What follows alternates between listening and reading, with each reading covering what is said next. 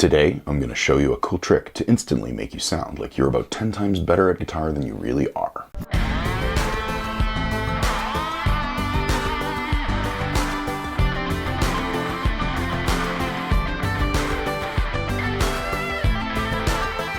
What's up, Nick? It's my ninjas. It's Nick from GuitarDojo.ca. I'm an Amazon #1 best-selling author of guitar method books, 20-plus year veteran of the music industry, and I'm here to help you, the intermediate guitar player, get back into the game of playing guitar faster and easier than you ever thought possible, without all the hassle and technical jargon of music theory or hard-to-understand concepts. Basically, I'm here to help you make music fun again. But before we get rolling, here's today's question of the day. What's your favorite guitar trick? It's no secret that most of us struggle with making our guitar sound good, getting outside of the standard pentatonic blues box and making our pre-written solos, and especially our live jam solos, sound better than the standard blues jam guy.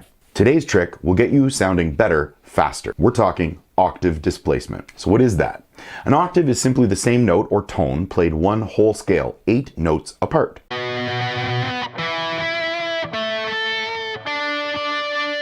The cool thing is that you can do this during solos, lead lines, melodies, etc. Eric Johnson is a big fan of doing this.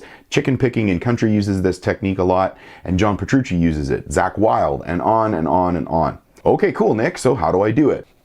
Glad you asked. All you need to do is to start playing your favorite licks and taking one or more notes and playing it an octave up or down from where the rest of the lick lives. And then we can just simply replace a couple notes. And you can get as simple or as complicated as you'd like with this. You can play with pairs, with timing, with rolling descending and ascending patterns, but the idea is always the same. Try not to play all your notes in the same octave, the same place in the neck.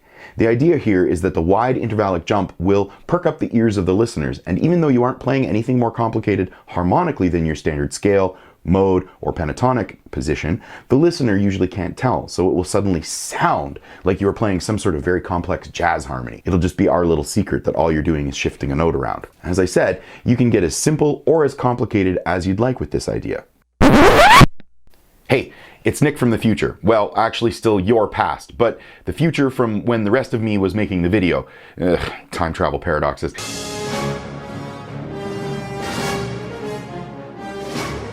Anyway, I wanted to make a quick addendum to the video because I realized after I filmed my first examples that really only the first two were true examples of octave displacement. The other examples, and you'll see, still use the principle of nonlinear melodic movement, but aren't really true octave displacement in the strictest sense, at least not in the way that I was trying to teach it. Generally in a melody, you can move in a stepwise pattern or in a jumping pattern. And while there is some octave displacement in the pentatonic examples, mostly they are more just examples of jumping melodic movement. Disclaimer over. Here's a really simple idea, just using the doubled octave approach, but separating the notes.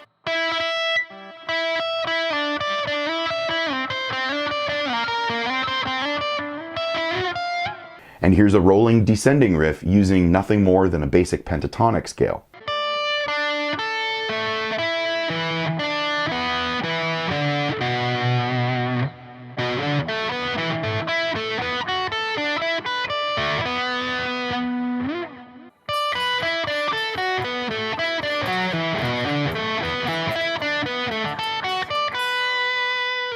So there you have it. Hopefully you can use some of these tips and tricks to make your own playing sound even better, and of course, expand your lick repertoire. If you'd like more help with this or any other playing technique that you've seen on my channel, or anywhere for that matter, come join me in my free Facebook group, www.facebook.com/groups/theguitardojo. As always, I'm Nick Morrison from GuitarDojo.ca. I've been here and you've been wonderful. Keep strumming, and we'll see you next Tuesday.